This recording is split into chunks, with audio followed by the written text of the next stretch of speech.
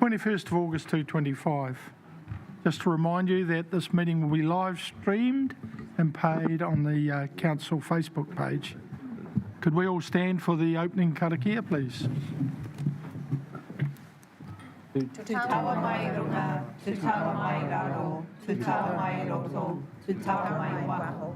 Kia tau ai te mauritu, te mauri ora, ki te katoa, omi e, hui e, tai e. Thank you. No apologies, is there? That's good. I'd just like to mention that Tawana... Jed, sorry. Councillor Tariha. Jed Tariha. Do I have a mover and a seconder for that? Councillor Mawson, Councillor Brown. Also, Tawana Aranui has resigned from the Ngā Muku o Te Iwi Committee and is therefore no longer a representative on the Sustainable Napier Committee. Is there any conflicts of interest? Councillor Crown. Paper number 2. Paper number 2. No public forum. I believe the Mayor has an announcement. Thank you. I would just like to acknowledge the passing of Hawke's Bay Rugby identity Tom Mulligan, who we lost just recently. Tom, of course, was part of the Hawke's Bay Rugby Union from 1973 through till 1999, as well as the New Zealand Rugby Union from 1996 to 2002. He also had a 42-year career at Tomoana Meatworks and was the chair or deputy chair of Te Tawhenua o Heratonga from 2002 to 2011. He was also involved in Māori tourism and on the Hawke's Bay District Health Board. In 2009, Tom received the New Year's Honours Member of the New Zealand Order of Merit for services to Māori. So he has been incredibly actively involved in our community across so many different areas, and he will be sadly missed by all. So thank you. Thank you. I'd just probably like to reiterate he was a very good man, and you didn't muck around with him. I think Graham would have worked under him too. Yes, Councillor Price, and my father and my brother at Timona Freezing Works, so I've known Tom for a long, long time. Very good. I've got no announcements, but is there any minor matters? No minor matters. Announcements by... Next one. You two want to have a chat, or are you all right? We're all right. Oh, that's all good. Okay, any announcements by management? No. No announcements by management. Confirmation of minutes for Thursday, 3rd of July 2025, moved by Councillor Bogue and seconded by Councillor Taylor. All those in favour, please say aye. Aye. Against, carried. Right, we move on to item 1, which is Park Island Power undergrounding. And we've got Bevan and Kate to present the paper. Away you go.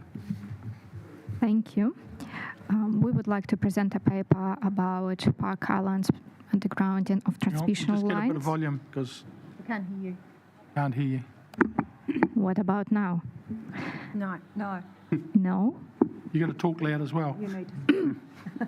Okay, so we are here to present a paper, Park Island Undergrounding of Transmission Lines, and would like to seek your approval to fund this wonderful project. And Bevan will walk you through the presentation. Good afternoon. So as Kate said, we're here to talk about undergrounding the lines at Park Island. Are you all right? Thanks. So we'd start off with, this was the 2017 master plan, just to give you an outline of the area we're talking about that's affected by this. We won't linger too long on these. The picture up on the top left there, you can see there's a red dotted line. That's where the current overhead lines run. On the top, there's a little green dot in that diagram. That's where the substation is currently. We intend to run down from that substation, so those lines will be replaced. Also, that little tag along the bottom, which runs along the side of Preblinson, that'll be replaced. This is the proposed route. So on the left is Prebinson. It runs through, across Clyde Jeffrey, and across to the substation by Park Island there. And that's at the top end of the Pirate sports fields. In the paper, it talks around, there is 3 stages proposed. If we do it all in one stage, which is the red and mauve coloured line, we have a single price. If we only do the red part as a stage, then there is stage 3 must kick in because we've got to bring the lines back out of the ground again and raise them back up. And I think in the paper it explains there's around 219,000 additional cost if we go that way.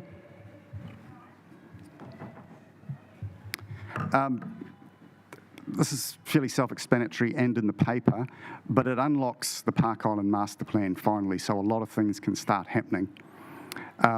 Something we can't quantify, but we put in there was for the Park Island development, it suddenly makes the sections a whole lot more, more appealing because you actually get rid of that skyline of transmission lines.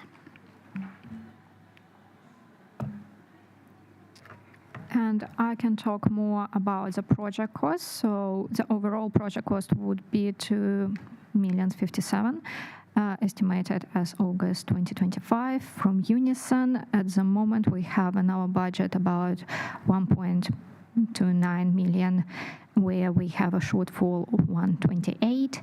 And here we have several options: either bring this fund from future years or loan funded the deficit separately, with a note that if we bring the funds from future years, it also will be loan funded.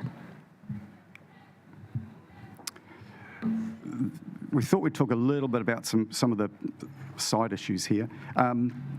With the price, Kate and I took over this project at the end of December last year, and the estimate at the time was around $5 million to do this.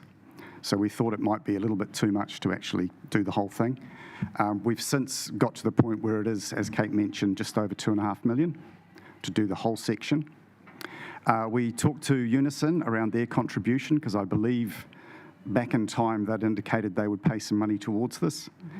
They've since revised that and said that because they don't believe the assets require any work on them in the next 10 years, that they wouldn't. So at this stage, they won't put any money into it. As Kate mentioned, it'll be loan funded. We expect the work will be completed over 2 summers. So they could, if we get approval, they can start for this summer and then complete the work next summer. And that's purely because of the condition of the grounds during winter. And the current status of all this is there was a few time constraints in there. Unison are just waiting final technical sign-off. So their lead technical design person needs to sign this off. They're confident the price will be within the range, and by that they've actually said it'll be at or below the figure we're asking for approval for. And their Unison board meets on the 27th of August, and they've got to sign it off because the financial delegation is higher than most people can do. Aside from that, we'll take the paper as read if there's any questions. Have any questions? Councillor Gregg. Oh, yes, through you, Mr. Chair. Just a question about sporting codes during the undergrounding project. Will it affect any of the sports being played while it's being undergrounded? So we've been talking to Central Football, and they've already come back and said, look, we've got all these different things happening. Will we be able to work with the project on this? And it's like, absolutely. There'll be a whole process as we go through this of going, what's coming up. And with Central Football, we said, look, and we'd even talk about how we could accommodate you at other sports fields if required. But the idea is minimum disruption. That's why it's across the summer. I think for Central Football too, they're pretty keen to get this done so they can get underway with their new turf. So I'm sure they'll work in. Any other questions? Right, we'll start with Councillor Crystal. Just the pricing you've got, is that locked in, or if they find issues on the way, can it change? What's our guarantee that this is first and final? So as we've said, we're only asking for approval up to that amount, and Unison have assured us it won't go over it. However, if it does, we wouldn't proceed. We would come back here. Councillor Simpson. Yeah, through you, Mr Chair. Just a question on bringing the funds forward.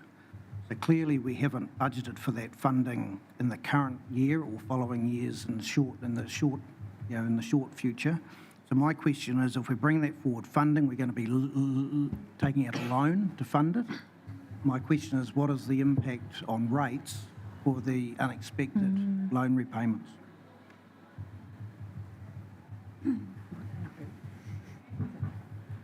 I'm hoping it'll be very minor. Yeah. Yes, as a short story, but at the same time, we have to do this project to unlock further development and continue with a commitment that we made in previous years. And there are options to balance the program. And I appreciate that, and I appreciate that it does time well with the football proposal to put a AstroTurf in or whatever it is. But my question is it going to be a minor impact on rates because we're paying extra interest? Through the chair, yes. It will be, in terms of a minor impact, is very much, it would be loan funded, the additional cost. As to the value, I'd have to seek some information to share with you as to what that would mean in terms of impact on rates for that amount of money. So, but yeah, have you got a question? You'll probably get an answer from Jess. So you generally don't start funding or repaying any borrowing until the year after you've borrowed it anyway, so it'd effectively be wrapped up into the next LTP, and we do a complete review of the borrowing required over the next 10 years. So I think it's a pretty small amount in terms of the total borrowing over the next 10 years, and it would be quite a minor impact on ratepayers. But I mean, it's still not inconsequential, but it would be relatively small. Yep, thank you. And the clarification over when it kicks in is helpful. Thank you. Yep. Half of it is in the LTP, Yeah. Sorry, through the chair, I just did some very quick calculations based on what would need to be borrowed and at the current interest rate that we're budgeting in. It's 0.06% impact on rates from year 2 after the borrowing is brought down. Thank you. Thank you. That was very handy. Yes. Any other questions? Deputy Mayor Brosnan. Thank you very much, Bevan and Kate. In your presentation, you said that you originally thought the costing would be in the $5 million range, and obviously we've come in at around half of that, which is making it more feasible for us to obviously proceed. I'm just trying to reconcile that with the statement in there that Unison is not prepared to come to the party with costs. Does that reduction in cost contain some in-kind contribution potentially, some work done at a lower fee than was originally proposed, so we can sort of have confidence that although maybe they are not partnering with cash contributions, they're doing so in another way? Through the chair. Yes. Probably can't answer that and quantify it. Again, the first figure of over 5 million was verbal, and that was something that was passed on to Kate and I. We've worked with their technical team and gone through and had this thing designed. We looked at different options, and that's where we ended up. Okay. So additional, through the chair, I believe the initial contact too was after the cyclone, and so they had some supply and demand issues with trying to repair their network, and there was a bit of a lead time in for power cabling. So, and I believe they've managed to secure that more and get a better understanding. But yeah, there wasn't a lot of detail in the original pricing that they offered us. Yeah. Thank you. Any other questions? Councillor Brown. Kia ora. through you, Mr. Chair. Just a question about the staging, because when you originally said let's do the full project, I imagined it would be rolled out in one, but then you're talking about staging it over 2 2 summers. Can you just reconcile that for me? Is that, and would the, I suppose, would the budget then be spread out over 2 annual plans?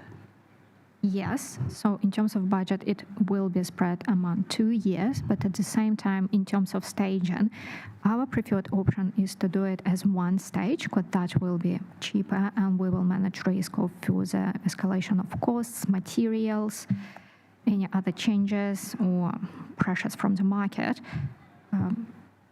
Literally, that will be cheaper, and that's in our interest. In terms of 2 summers, that's a realistic delivery when Unison can do this project for the reason that Bjorn already outlined. Summer is better than any other season.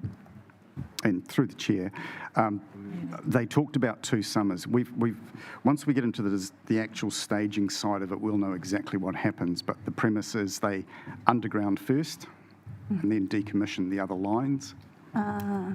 Okay, So, thank you. Any further questions? Can we put the motion up as, please?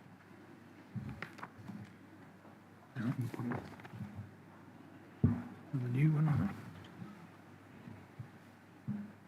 We'll just put the motion up. I'll move it from the chair. Do I have a seconder? Councillor Taylor?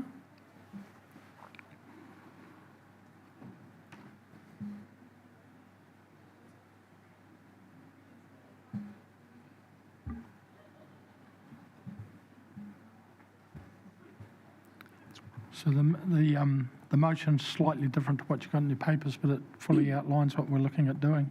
Evan? excuse me, Mr. Chair, that number of 244 should actually be what's in the paper of 25. I think it's 2579. Sorry, 2574, 295 and 59 cents. Yeah. Have you got that? 2574? Oh, that's there. 295, 59. 59. Yeah. Okay, I'm just speaking in favour of the motion. It's very timely that we get on with what we're doing at Park Island. There's a little bit of frustration in that football can't go ahead with their new ground because we're not sure of where it would be located, but now we can locate it at the end of City Rovers ground. Rugby and I believe hockey as well. And if we didn't do this, we would have to look at the master plan and move on from there. So I think it's a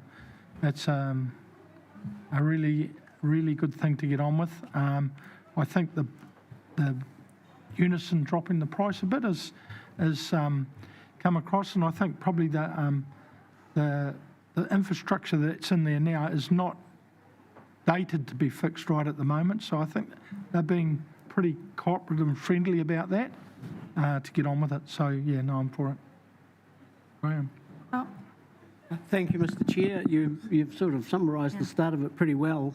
I can recall over my time on council that this master plan has been discussed a number of times, and the one thing that seems to have been holding back the development there has been these overhead power lines.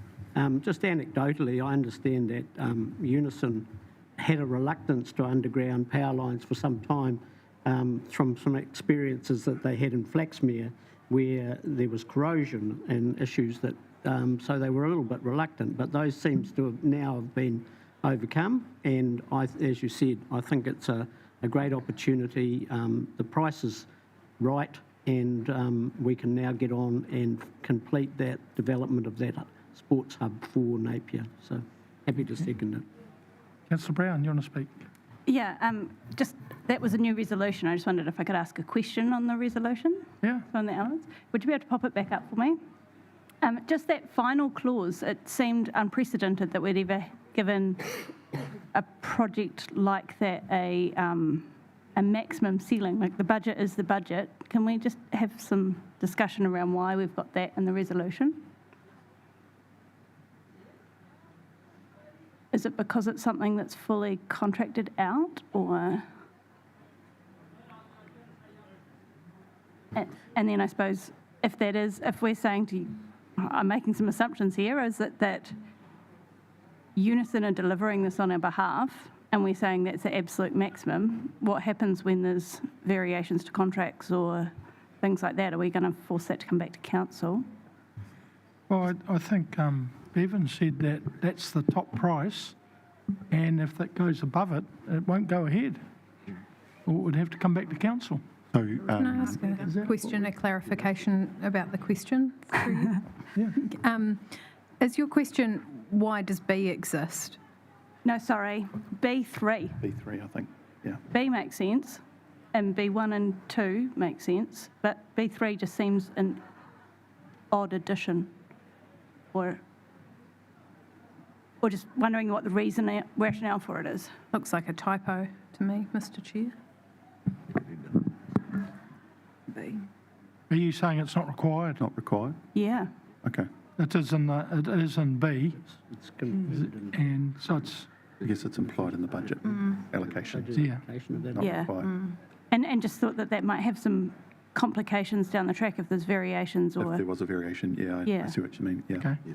Okay. We'll just remove that from it. Yeah. Is that what you're? Yeah, getting yeah. at? Okay. Yeah. Are you happy with that, councillor Taylor? More than happy. Is there any other comments as a result of that? Right. Chair, but at both actually. Would any extra budget lie with us, bearing in mind it's not our asset that's being changed over?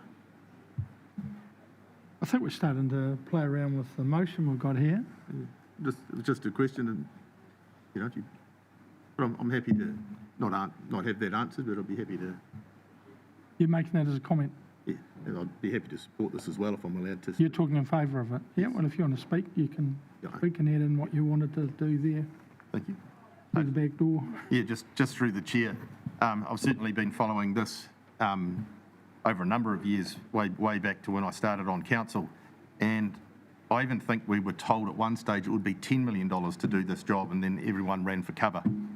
So to have a figure like this 10 or 11 years later is very positive for us. I know that hockey have been wanting this to happen for years, not just soccer alone. So I think this will be a huge leap forward. And like I say, it's been on the card since at least 2013. I even think the regional council did some work down there on the typo to sort of allow for this into the future. So yeah, it's a good catch up for us. Thank you. Is there I've got 3 speakers in favour. Is there anyone against? Okay, put the motion. All those in favour, please say aye. Aye. Aye. Against? Carried. Thank you. Thank you. Thank you. Item 2, Mission Hills Reservoir, and we've got Matthew and Simon.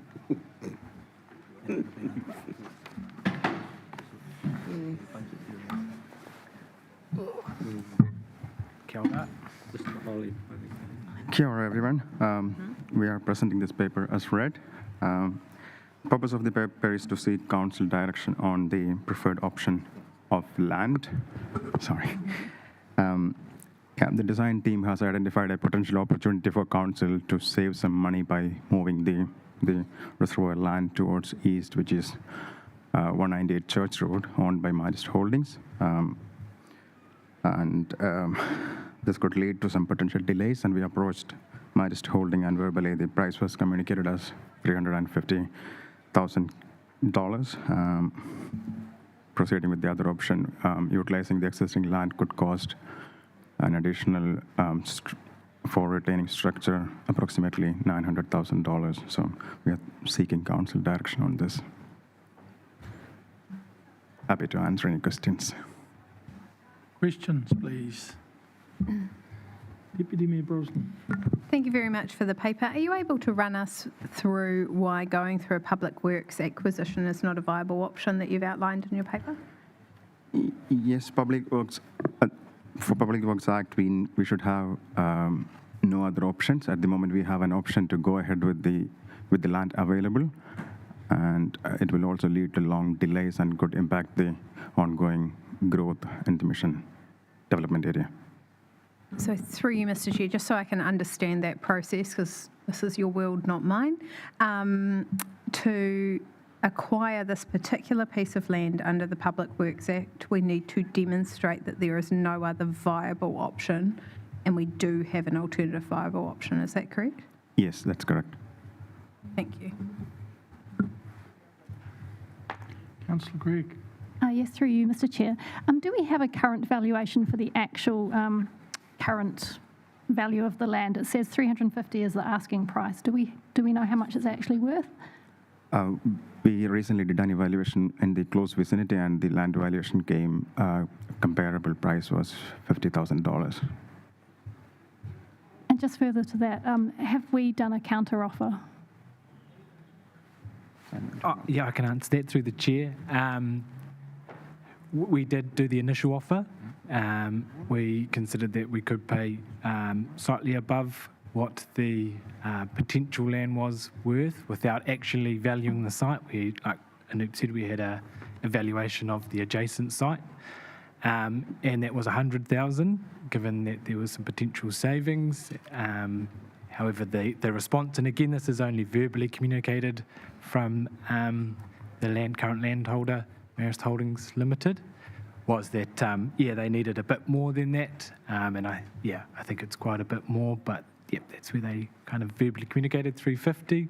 And hence we went, best to come in and seek some guidance. Just further to that, just so councillors know, have you gone hard to try and get a better deal? Yeah, I think just to put it in context, for Marist Holdings, they've got a lot on their plate. You know, their main business is the winery, and they're focusing on that. There's a lot of global challenges around that at the moment, and so this isn't really something that is forefront in their decision making. So we started conversations with them back at the start of this year.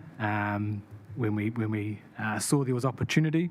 It's taken a long time to get to where we're at now, and just because it's not a focus for theirs. But yes, we have pushed conversations with them. There's a bit of history with the group of the current land holdings there around some historic land acquisition that they felt didn't go very well. And the chair that's communicated it through to me, it did sound like it was a challenge for them. So they're finding it kind of hard to focus on the potential future acquisition, and so it's low on their priority list. But we have tried. Thank you. Any further, Councillor Simpson? Yeah, through Mr. Chair, it might have been when I was trying to read the report, but you indicate we're going to be making a saving through taking this process. So purchasing the extra parcel of land is still a cheaper option than the actual, I assume it's foundation works that are required, and the cost of the foundation works would far exceed the purchase of the new land. Is that's what you're really telling us, isn't it? Through the chair, yes, this is a high-level estimate made by the engineers at this stage. We haven't gone to the details of evaluation or engineered evaluation, but there is a chance we can save some money by moving the reservoir towards their land. But at the same time, there is a risk we could potentially delay the project by going ahead with that site. So that could impact the growth in the Mission Hills developments. All right. Mr. Gregg. Yes, through the chair. When you say delay, how much of a delay would you be talking about? Through the chair, from the experience with dealing with, like Simon already mentioned, that this could lead to delays. It's not their priority. They take a long time to come back and respond to our queries. So if we go with Public Works Act, it could delay from 6 months to a few years. So we are not able to quantify that at the moment. Is there a bit of urgency to get this job done? Sorry, I didn't get that question. Is there some urgency to get this job done? Yes, we have commitments to provide water supply to the Mission Hills development, so we need to get this going. Thank you. Councillor Brown. Just for clarification, through you, Mr. Chair, Marist Holdings, are they the developer that that are developing the houses that this water is going to, or is it a separate entity? Through the chair, no, the answer is no. It's Emerald Hills JV is doing the Mission Hills development. Marist Holdings is the owner of Mission Hills Winery, which is 198 Church Road. Okay, thank you. Napier Brosnan. Thank you. I have a question around the financial contributions or the development contributions, whichever pathway is being used here, are recovered from the developer. Could you run me through whether or not those are fixed at the time of consenting, or whether or not additional costs like what we're facing now to deliver the infrastructure for the development can be recovered from the developer in any form? Yeah, and I'll respond to that one through the chair as well. They are fixed financial contributions. However, there is a private development agreement that's also been established with EHJV, who's the current developer there of the Mission Hills residential and commercial sites. And that was to support this reservoir, which is termed off-site local infrastructure that was required in addition to what was covered by financial contributions. So can you, through you, Mr. Chair, expand on if that private agreement with the joint venture provides any avenue for cost recovery? Yes, it does, and it's agreed that they will support the costs for the reservoir. There's a percentage share agreement, which is part of the MOU developers agreements. Okay. Can I dig down into that and understand that a little bit better if you have that information with you? I'm interested to understand what percentage of the additional costs, so the 350 that we're looking at now, will be recovered through that joint venture agreement? 50-50 is the agreement on the total costs of this initial reservoir. And through you, Mr. Chair, would the original higher cost option, would that have been recovered 50-50 as well? Correct. Okay, so there's a win-win here for the developer and council in a cost saving if it was passed? With the risk that there is the delay and the uncertainty of whether or not that option would be approved by the current landowner being Marist Holdings at the Mission Winery. Yeah, and the development is going pretty well up there at Mission Hills. They're doing some great things. They've sold a lot of sections, and they are getting to a point where they need that surety of water supply to continue to, sell those sections to our community. Just to add to that, Bo, just to clarify, yes, any savings would be a 50-50 savings. Yeah. Thank you. And final question along this line is, of the 350 required for the land purchase, are we required to fund that up front and we recover that cost from the joint venture through the agreement, or do we jointly put the 175 in? We invoice it back to them, so we recover costs back. Yep. Thank you. Councillor Simpson. Yeah, through you, Mr. Chair, can I just clarify the urgency? Is the urgency to assist the developer to sell sections, or is the urgency related to getting homes that have been constructed signed off with their code of compliances? There's two. There's the certification of the lots to be given title, and that needs them to be able to have that water supply confirmed. I'm sure we're all familiar with what's happened up in Auckland with some of their challenges and trucking wastewater away and things. So, yeah, we're wanting to be sure that they're going to have those services available when we certify those titles. And secondly, there is some contractual agreement that goes back some time around us needing to supply a certain volume of water for that Mission Hills development. So we're looking to make sure we're honouring that as well. Yeah, Wise. Thank you, through the chair. I just want to go back to Deputy Mayor Brosnan's question, just to clarify that I understood your response correctly. So if we proceed with the purchase of this land from Marist Holdings, we will then be able to charge that cost back to the developers and recoup it from them. Is that what you said? 50% of it. Yeah, that's right. Yep.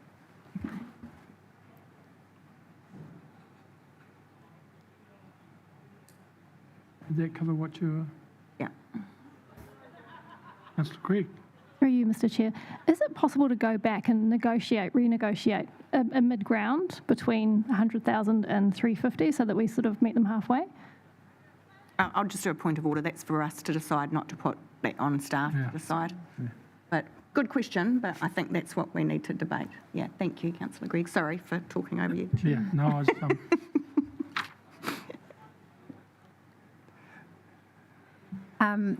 Thank you, Simon. One more question, sorry, bouncing off the Mayor's question.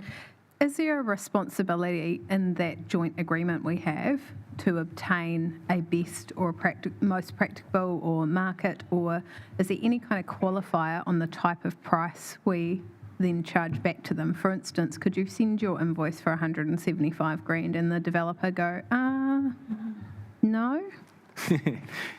Yeah, back in response through the chair. We are working really closely with them. Anoop's done a great job of that. They've endorsed the procurement that we've done to date and some of the other spaces around this water reservoir and water supply requirements.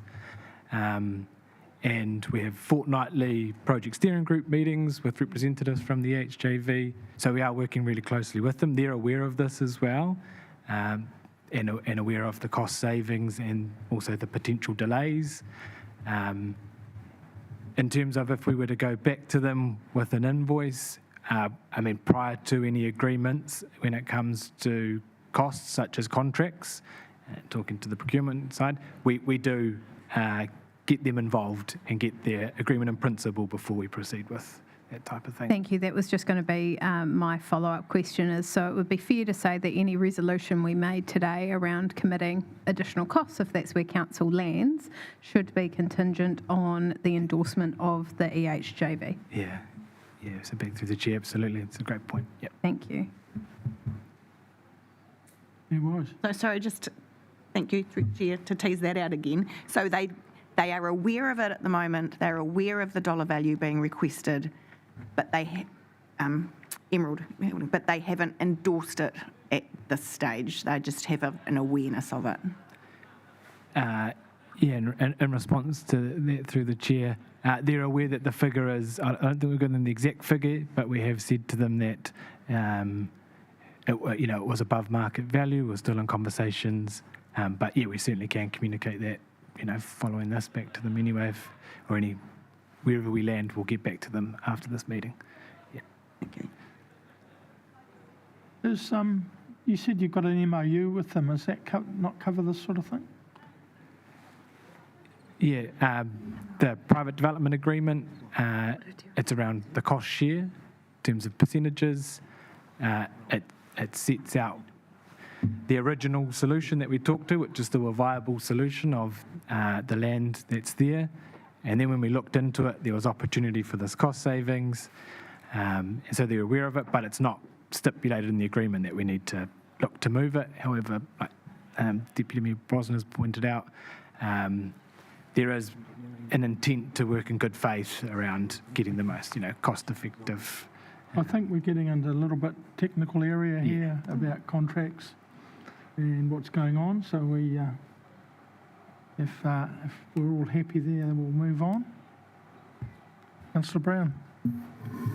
Kia ora, through you, Mr. Chair. I've just picked up something, and I'm just wondering if I've read it wrong or right when I was reading it. So on page 19 of the report, you've got the two tables in terms of option A being 900,000 if we purchase the land, and option B with the existing land being 450.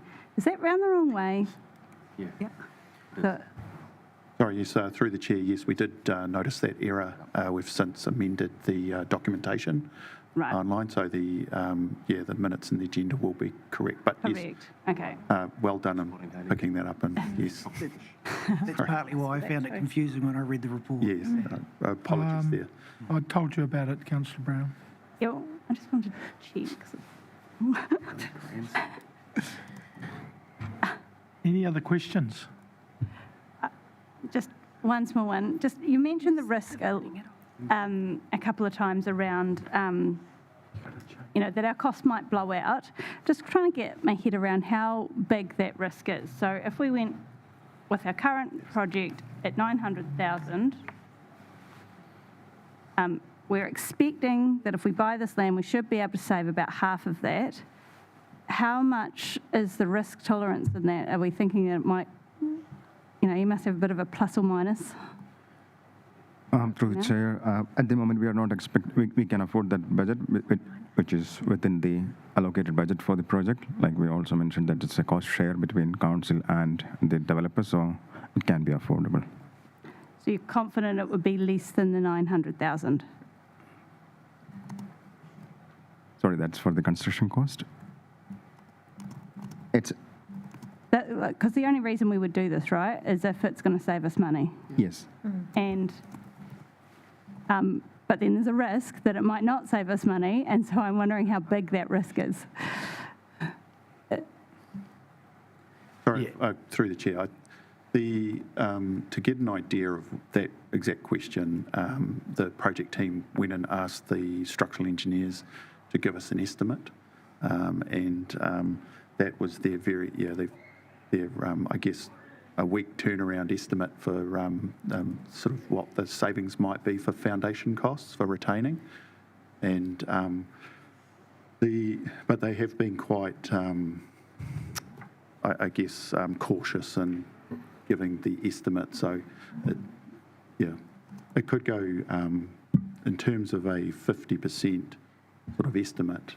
It's still within that boundaries of the budget that we're asking for, or the suggestion, that the team are asking for of considering this property purchase. We believed it would still be in a positive sense. Okay. But, yeah. And then just supplementary, if I may, Mr. Chair. So we've got the direct cost of purchasing the land, then there's a design cost. Where is the savings captured in the build, like the construction cost? 900. Through the chair, I can answer that question. So the ground below the 198 Church Road, if we move it, the ground below is better structural stable, so we can reduce some of the foundation we are putting in there. So there could be potential saving. That design cost of 100K is estimated because we are moving it to the new location, so we need to redesign some of the already designed parts. Yeah, hope I answered that question. Yeah, I think I might be getting confused because the 350 is the quoted price, but is it also the cost of build? No, sorry, that is the land. So the cost of build's not in that estimate there. So just the cost of 350,000 is the purchase of land. Yeah. The 100,000 would be for any design alterations to the reservoir as such, but also there'll be a subdivision process to slice this bit of land off the main parcel as well for purchase. So and then the savings in the construction are just they're not in that sum because it is the difference between the two options at the moment. That would be the savings that we're estimating. It's the 900,000 of saving. But, yeah. Yep. I think I get it. Yep. So when you talk risk, if we don't do this, what's the risk? I believe, contractual commitments with the joint venture, and us to deliver water to the Mission Hills development is, I guess, the risk that we see in that. Thank you. Through you, Mr. Chair, could I ask some administrative questions just with the aim of putting together possibly an alternate motion? Yes. Thank you. Roughly how many square metres are we looking to subdivide off? I think it was 2,500 from memory. 2,500? It's like 2,500 meters square, roughly. Yeah. Thank you very much. Second quickfire question. Would the price be plus GST, if any? Likely subject to the Brightline test having changed. Yep. Yeah. Where is it going to be funded from? The project budget. This project funding is already approved through the LTP, so the budget is already there and will be shared between NCC and the developer. The existing project capital fund? Correct. Thank you. And final question, what's the name of the agreement that you had? You said private development agreement? Yeah. Yeah. Yep. Okay. Thank you. I take it you're going to put a motion forward? Deputy Mayor? I'm not interested in proposing anything yet. I'm just listening to what people are saying. Okay. Well, is there any other questions? Any other comments?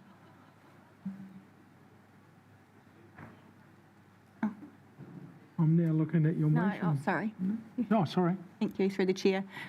I guess I'm quite keen to just open up to some more general conversation around the feelings around the room about paying such an extremely above the estimated market value for this piece of land. Bearing in mind, yes, we do still get approximately $450,000 worth of savings.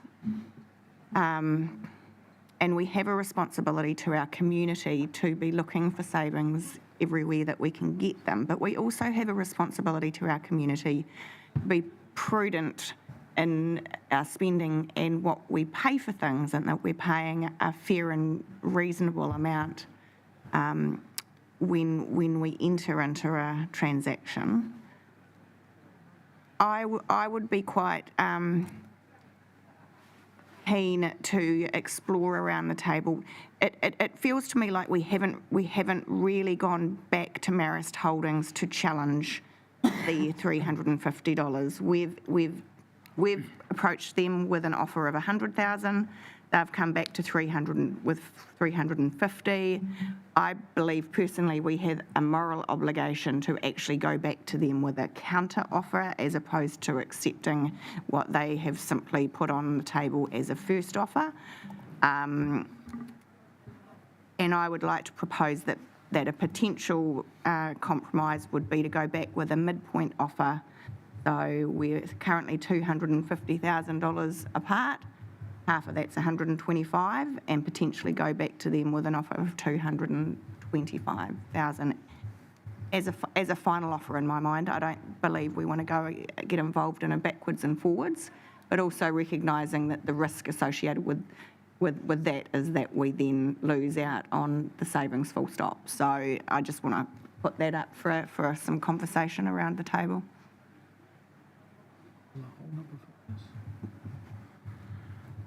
Councillor Craig. Yeah, through the chair, I think that sounds reasonable. Have any other comments from anyone on this?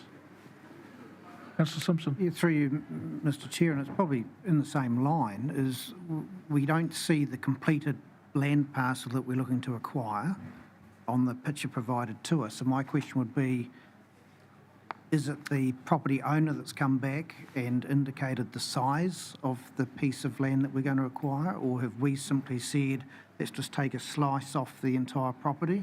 In other words, do we need all of the land that is currently being proposed? Through the chair, I can answer that question.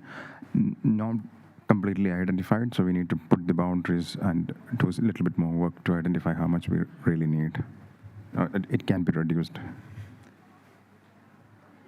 I couldn't hear that. No, through the chair. My understanding that was the size of land required was indicated by our engineers as to what would be best for the reservoir. But I'm seeing a strip of yellow that far exceeds the area that is proposed for work. You just said it would be more. Sorry, through the chair. Yes, that is because there is the master plan for the site. There are 3 reservoirs on this site in the future, so it's the future proofing for that site. Thank you. That was the missing piece. Yep. Can I ask just further to probe into that? If there are 2 other reservoirs planned for this site, is the risk duplicated if this site is not acquired now for 2 times the cost for our next 2.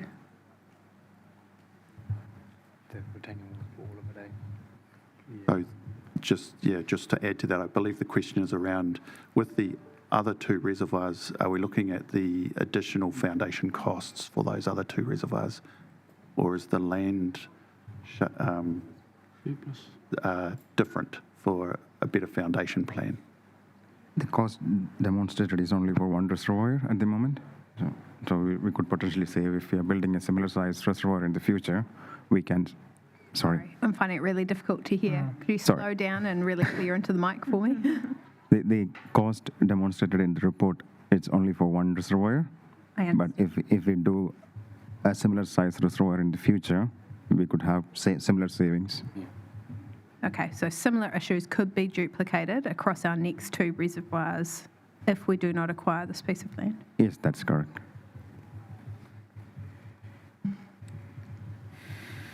We're getting a little bit more information as we go. Will we be required to purchase additional land off Marist Holdings for the future reservoirs, or does this protect us for the future reservoirs as well? Yes, for a similar size reservoir, it will be adequate. Adequate for 1 more or for 2 more? We are planning total 2 reservoirs. We are building 1 now and a future resilience of similar size reservoir. So there will be 2 new reservoirs. And this land purchase is sufficient for both of those? Yes, that's correct. Right. So I just want to clarify, if we buy this bit of land, we can put all the reservoirs on there, right? Yes, that's correct. If we don't buy it, we can only put 1 on there the way we're going to do it. We'll have similar issues with the future reservoir as well.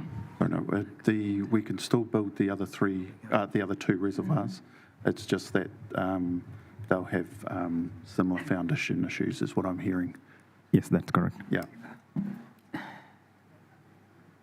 Another question? I hope you've got a good one. Not a question, just entering discussion. Thank you for the invitation into that through you, Mr. Chair, with Mayor Wise. Just considering that we've just learned, I think, that the risk is actually triple in terms of ongoing additional costs to the project if we didn't acquire this piece of land. I'm probably slightly more nervous around going back and negotiating a lower price. I hear the frustration and I kind of share that, but I think for 125,000, that tripling of project cost risk pushes it for me into a space where I'd say kind of get it done.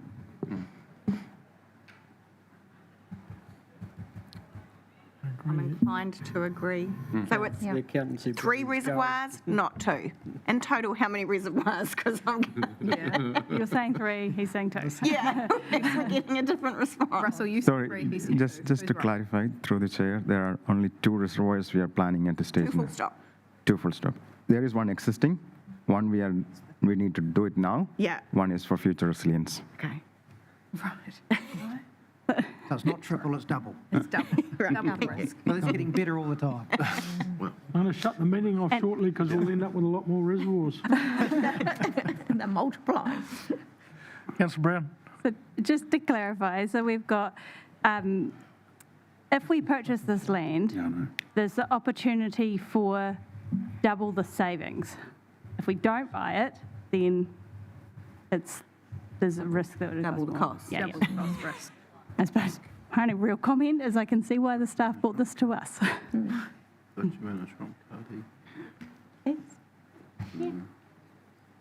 Mayor Wise, how are you feeling about it all at the moment? I still haven't heard from anyone other than Councillor Gregg about their views around whether we're in it, where we want to have an appetite to go back with a counter offer, or whether based on this additional information that we now have, that we take what's on the table. Councillor Crystal. Yes, through the chair, listening to all the information and listening to the team here, obviously Marist Holdings are very hard people to deal with. they don't want to, they're not interested in negotiating with us, and they would put it to a low priority. We can save a significant amount of money by doing this, and I know sometimes I think we're cutting off our nose to spite our face, really, but I get the whole saving things, but when it's 2 reservoirs, that cost just went half. So I kind of support it because it makes sense, and they could turn around and say, no, we're not going to sell it at all, and then what? Righto, any other comments, because we're going to put a motion up shortly? I just wonder, what is the disadvantage in going back to them with a lower price, and if, what are the risks there, really? Anybody? You guys answer that? Yeah, if it's open. Yeah, absolutely. I think, like we've touched on, it's around the timing. As I pointed out, they've been good to deal with. Just to clarify, they're it's just it's low on their priority list, so it's hard to find time with them to have these conversations and get those responses. And they do need to come through their board, right? It can't just come from one individual. But when we have dealt with them, they've been pleasant, they've been great. But it's just hard to get a hold of them. So if we were to go back with a counter offer, I guess it's a timing thing. But yeah, that's probably the risk I would see with it. Councillor Taylor. Thank you, through you, Chair. Because the Mayor's keen to hear from people, I'm going to just raise a couple of other parts to it. I've listened to it carefully, and yes, there are savings. We must remind ourselves that part of our responsibility and our strategic direction is about enabling, and we should be working to enable the development to continue, and this is an integral part of that development. And also, it runs a parallel to that is the reputational risk of us not providing the opportunity for this development to continue. And we've talked at length about climate change and all those things, and our development is to go to the hills, and this is part of enabling that development to continue and prosper. Thank you. Councillor Brown. Yeah, just in the same line, giving my thoughts. Although it's hard to swallow, paying 7 times the market valuation for a piece of land, I'm in favour of option A in the report. And on balance, I think it's a win for our budget, and ultimately it will cost the ratepayers less. Okay, are we all good? Have I got someone that would like to move a motion then for option A? I would like to move a new substantive motion through you, Mr. Chair. Finally got it out of you. There you go. Well, have you sent it through? I've sent it to Carolyn. And what I'm proposing reads as follows, through you. Approve the purchase of part of 198 Church Road to be subdivided of roughly 2,500 square metres as per option A. B, approve a purchase cost of up to $350,000 plus GST, if any, to be funded through the existing project capital budget. C, note council to cover the associated costs of subdivision to be funded through the existing project capital budget. And D, prior to the contracting of any costs, staff acquire endorsement from the EHJV development to cover 50% of the costs in accordance with the private development agreement.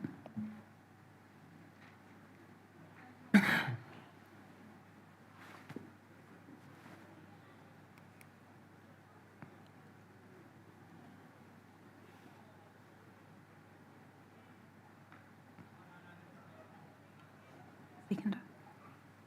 Are you happy to move that? I've moved that. Moved that. Do I have a seconder? I'm happy to second. Councillor Simpson, would you like to speak on it? Thank you. It feels a little bit like extortion when we're put in these positions, and I think, ratepayers are really conscious when they're dealing with council of what our costs look like. And I think this is a great example of when people are dealing with council, they raise the price.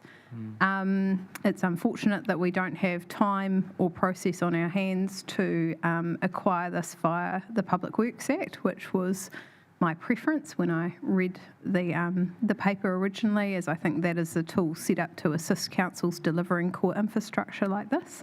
But we are in the situation we are in. We don't have to like it, but we can put the protections in place that at least 50% of that is covered by the developer. So I was pleased to see that come out in the discussion, as I think that does mitigate it for me. I also think, the information around the compounding risk both ways with additional reservoirs was something that would have been good to be put in the paper. And so I was glad that also came out in the discussion and made a big difference, I think, to my level of comfort with going back and renegotiating. Thank you. Thank you. Yeah, through you, Mr. Chair, I concur with both the resolution, the expanded resolution with more detail, and the intent behind the resolution. Yes, it was unfortunate that we had to extract information from staff to actually provide ourselves with a fuller picture. It would have been helpful if that information had been in the report. And I understand and accept the risks that some people see in taking this step, but I also, like Councillor Taylor, recognise the opportunities. And this is an opportunity for us as a council to demonstrate to our community that we are prepared to take a little risk, and this is a very small risk, to ensure that our community expands and prospers. Thank you. Councillor McGrath. Yeah, it's through the chair. For me, this is a good, open, transparent meeting that our community can actually see what we're up against at times. And we talked about reputational risk before. I think on this situation, it actually goes both ways. All right, this is not all on us, this risk. This is on Mission Holdings as well, because they've put the price up there for us.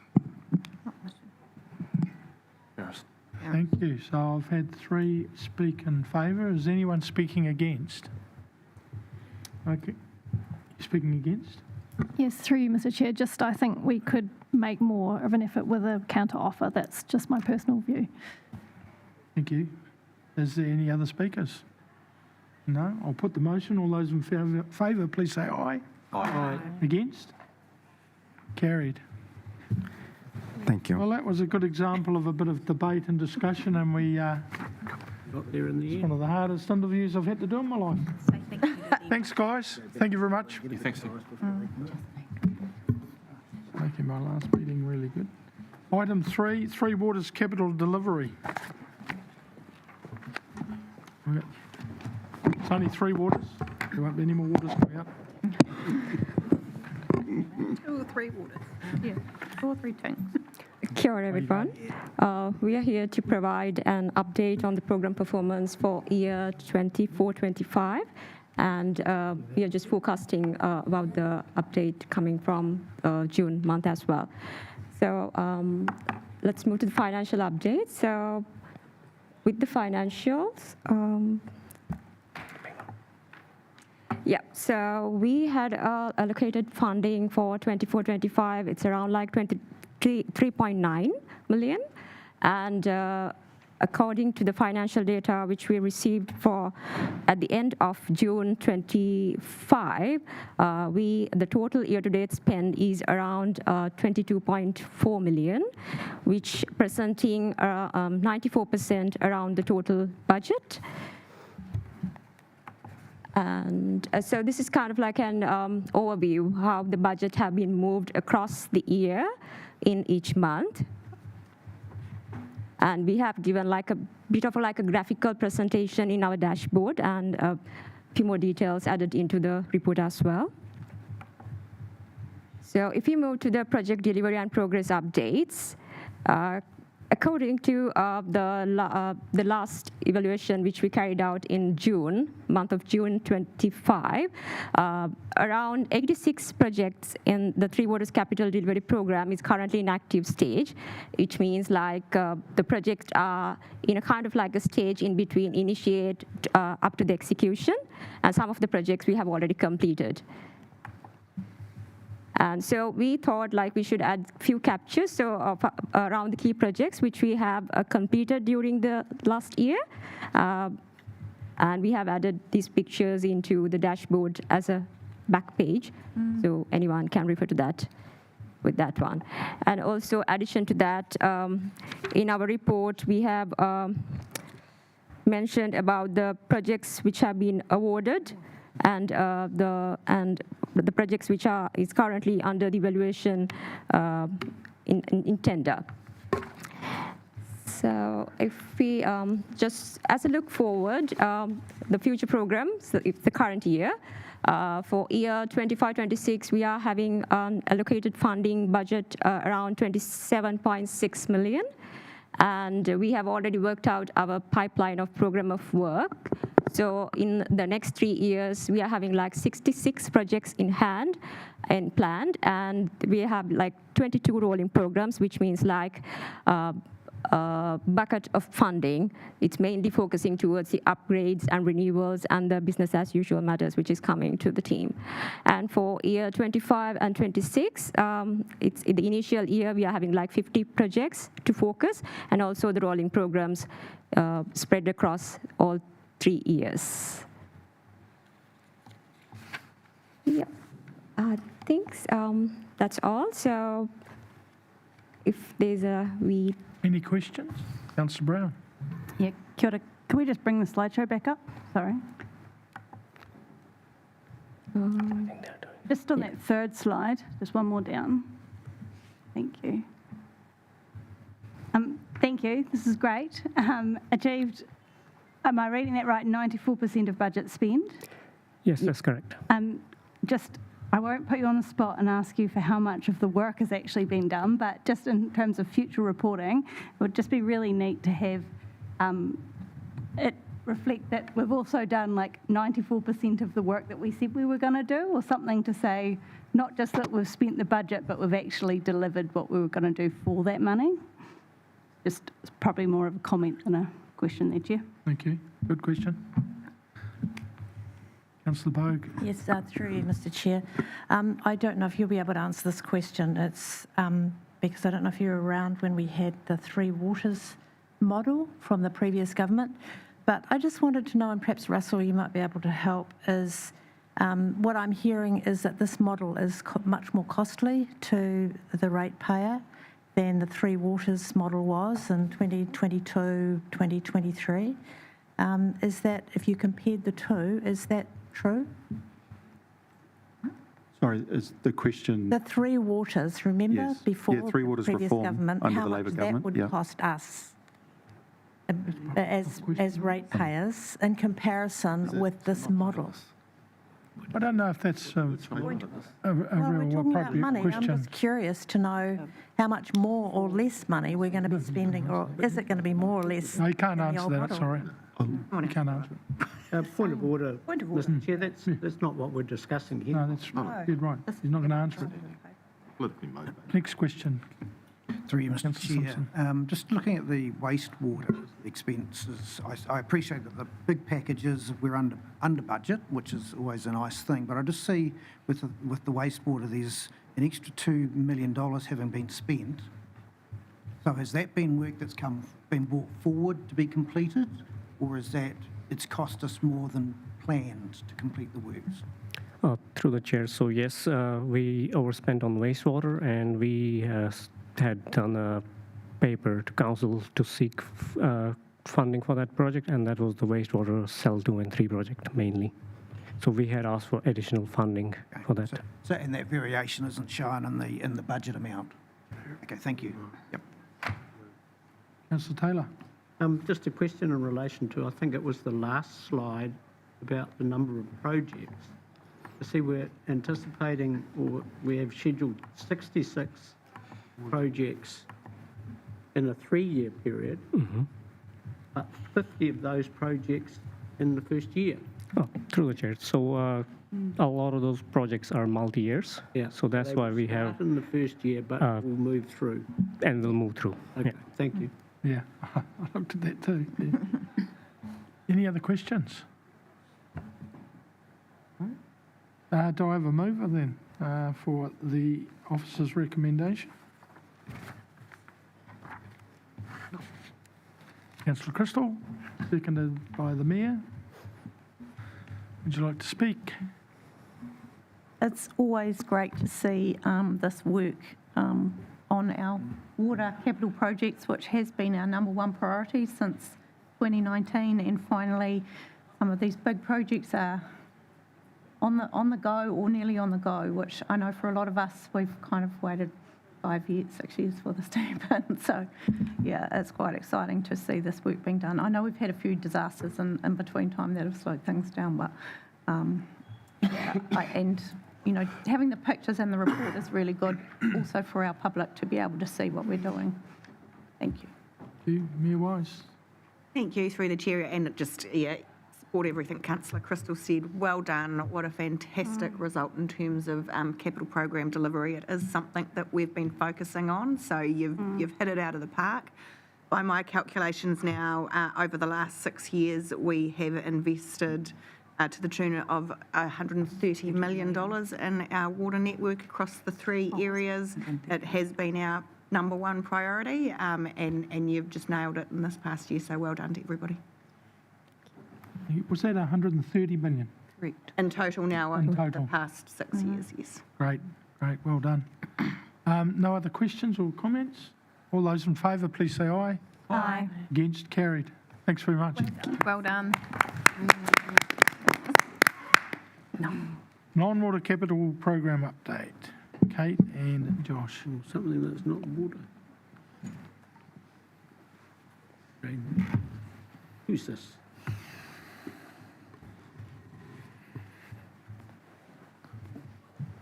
Away you go.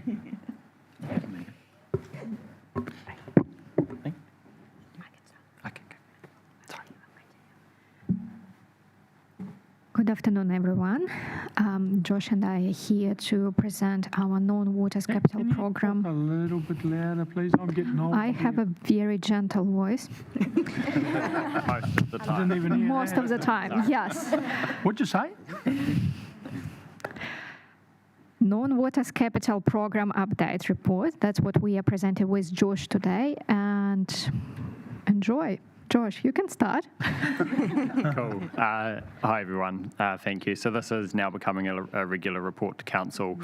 We cover off the bulk of the capital program for Council that isn't Three Waters and excludes a couple of the large strategic projects that Napier Council are also delivering, such as Te Aka and library upgrades and so on.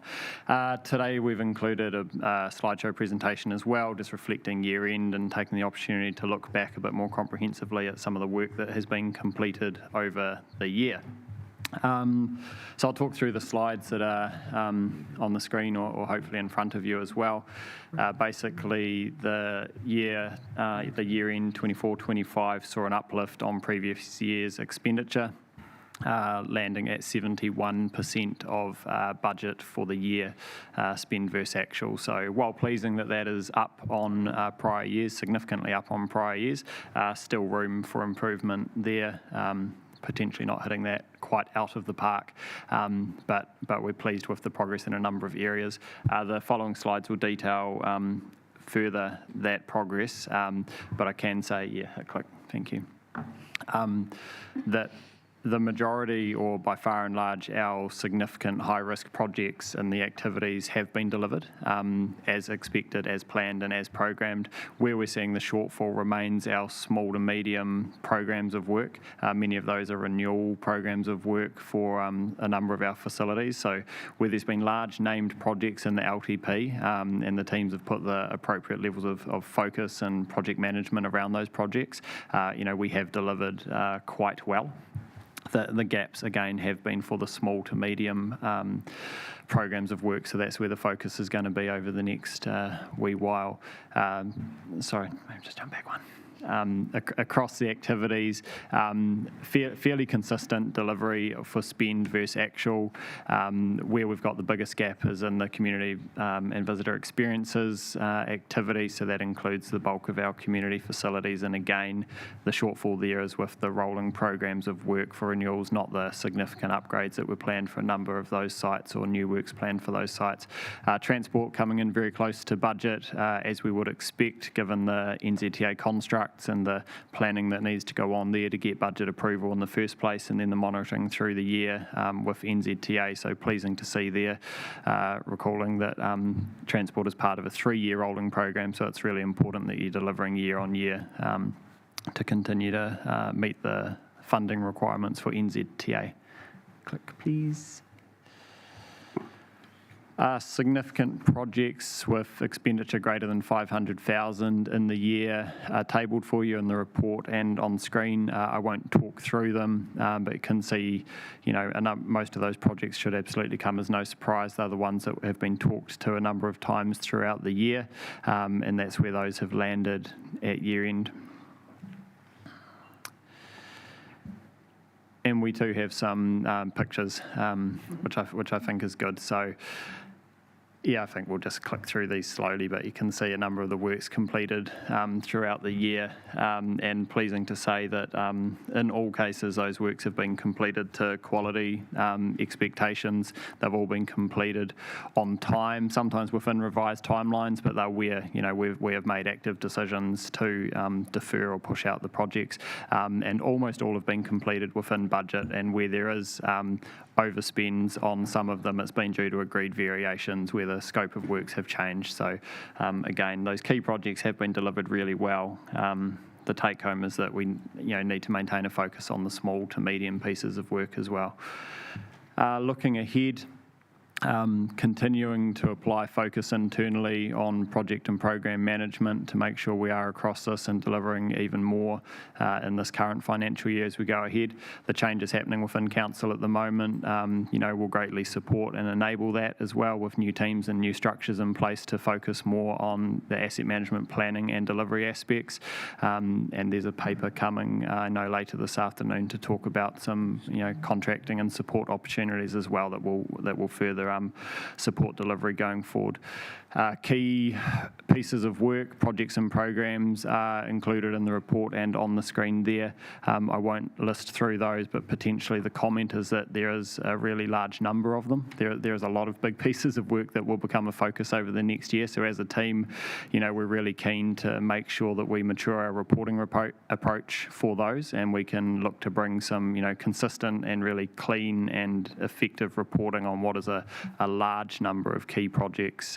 I don't think we can afford page-long updates on each of those going forward through the next financial year, so we need to find what is the most effective way of reporting to you and the community on how we're progressing those key projects. I'll be happy to take any questions. Thank you. Any question? I guess I've just got one. The Oak Place stormwater upgrade, is that mainly a road thing rather than a stormwater thing? So through the chair, combination, but largely sumps, curb and channel, roadside drains, swale drains, that sort of thing. Understand, I'm not totally familiar with the detail, but I have had some explanation from the team that there's a long-running issue there, and there's some complexity as to why that one's been pushed out a little bit. While the works aren't hugely significant, there is a high degree of interest, shall we say, on that project. So the team are onto that one this year. So probably why I'm asking, it didn't go into the stormwater or the water infrastructure? No, Russell might have the official point of demarcation, but when it's a roadside sumps and curbs, transport and... Yeah. No, that's good. Yeah. Thank you. Any other questions? One. Deputy Mayor. Thank you very much for the report. Josh, in your verbal summary there, you said everything was completed within quality parameters. I see that road sealing is one of the ones that you have on there, and we had quite a noticeable one that kind of blew up in the community. So I just wonder if you wouldn't mind taking a minute to explain what the process is when something like that happens, where the costs fall, and how proactive we are in checking quality of works that our subcontractors do. Thank you. Yeah, happy to. So yeah, as explained, we're pleased with the outcomes that were delivered across the programs of work within scope of this report over the year. There were some exceptions with timeliness and cost as well, where we've had to revise scope and budget and then deliver against those. With quality, sometimes you get a similar thing. In the first crack, standards aren't met, so then rework is completed. Council have a number of different mechanisms in place for how we manage rework, how we assess quality, jobs such as reseals and significant things on the transport network are assessed as a rule. Other works sometimes are assessed by exception or, periodically. But that work obviously did not meet standard for that one. That was work delivered through Council's alliance model, so I understand that to be a risk-reward sharing model. There might be others in the room that can speak. Good, it's not me, that can speak more clearly to that one, but I understand that Council and its alliance partner, it's on the side of the table. On this side. Uh-oh. Your shout now. That means we're over time. Thank you. Sorry, so I understand Council and its alliance partner both together shared the cost and pain of remedying those quality issues, and that learnings were definitely learned for going forward. Thank you. I think it's a timely reminder of that process, and Yeah. thank you. Thank you. Councillor Taylor. Just a little bit like your question, Chair. Dolbell Reserve new toilets. I see it's on the list looking ahead. Do we have any idea when that's likely to take place? We already started the planning process, and once we have the design ready, we will come back and share this with you as the next update. Thank you.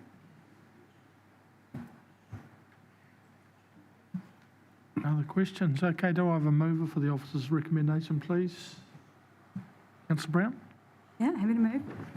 Thank you. A seconder? Councillor Mawson? Would you like to speak? Yeah, thank you. Well done, guys. Delivering all our major projects on time within budget is a feat to be congratulated. And you've already highlighted areas where you know you want to improve for next time. So excellent report, and I love that you linked the progress to the budget. It's really helpful. Thank you. Councillor Mawson? Well, nothing really to add. Thank you. Well done, team. Is there any other comments? All those in favour, please say aye. Aye. Against? Carried. Item 5, licences for EF charger on reserved land. Brian Faulkner, please.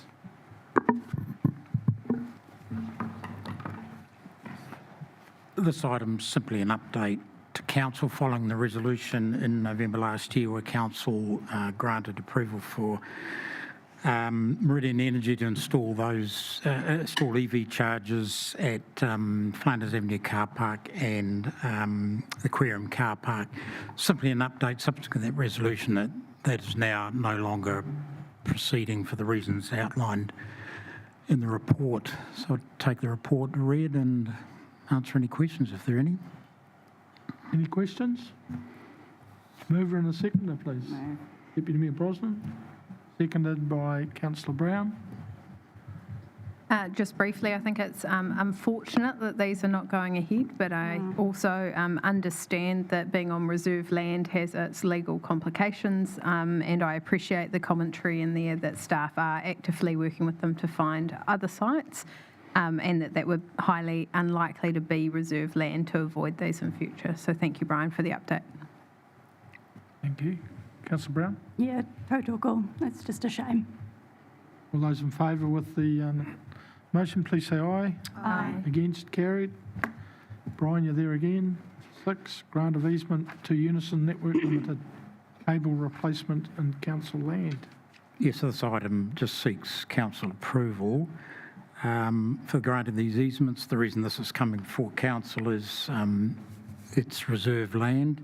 So grant an easement to Unison to replace cables and electrical infrastructure on or under our reserve land. And the reserve land is the Riverbend Road Reserve, the Latham Street Reserve, and part of the Chambers Street Reserve by Napier Boys High. So it's coming to council because we need formal approval from council acting under delegation from the Ministry of Conservation to grant those easements pursuant to the Reserves Act.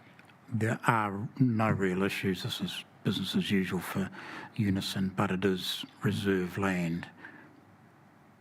Thank you. Any questions? Do I have a move and a seconder, please? Councillor Gregg moved, seconded by Councillor Mawson. Would you like to? Nothing to say? Nothing to say. All those in favour of the motion, please say aye. Aye. Against, carried. I'll now adjourn the Sustainable Napier meeting and hand over to Deputy Mayor Brosnan. You want a 2-minute break? Yep. A minute break.